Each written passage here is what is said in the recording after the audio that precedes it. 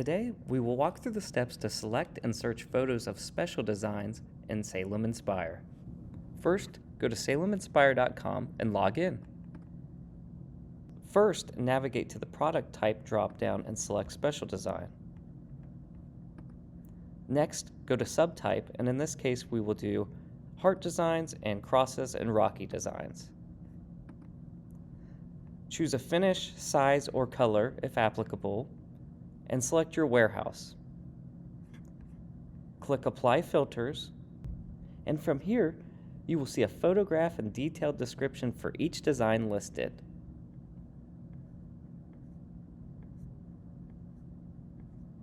That's all.